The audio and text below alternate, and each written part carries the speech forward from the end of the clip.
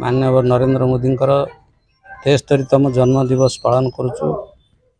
आम ये चारिछक मंडल तरफ ब्रह्मेश्वर पाखे दीप जलाई हॉस्पिटल रे रोगी मान को फल बंटन करूँ एवं तांकर दीर्घ और निरामय जीवन यापन कामना करूँ।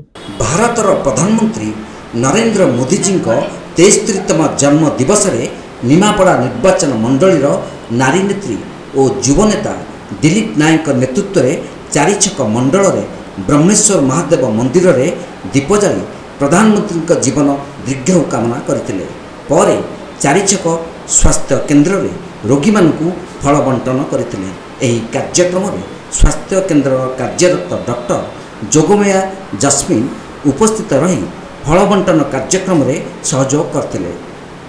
पूर्वतन जिला परिषद पूर्णचंद्र ओझा, मंडल सभापति कृष्णचंद्र स्वाई, मनोज नायक, कैलाश कर, दुर्योधन महांती, चक्रधर साहा, अजय परिड़ा, भागीरथी मल्लिक, अभय नायक सहित शताधिक कार्यकर्ता उपस्थित रही कार्य साहाय्य सहयोग करथिले।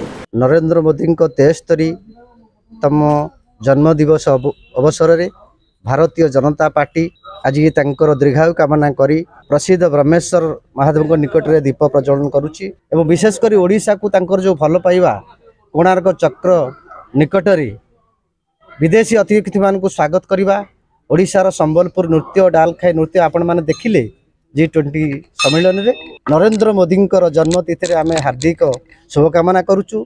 आम आज ब्रह्मेश्वर महादेव मंदिर रे नरेंद्र मोदी शुभकामना प्रदीप उज्जवल करी दीर्घाय कामना आम ठाकुर पार प्रार्थना करूँ। आज प्रधानमंत्री नरेंद्र मोदी जन्म दिवस उपलक्षे जो जन कल्याण कार्यक्रम चली ताकू प्रोत्साहित करने जेकोसी जन कल्याण कार्यक्रम जदि आम करें आम भावु आज आम प्रधानमंत्री आम यशस्वी प्रधानमंत्री निश्चित कि ताद्वारा उपकृत हो पार। निमापड़ारू शिशिर कुमार स्वाई रिपोर्ट तीर्थक्षेत्र लाइव।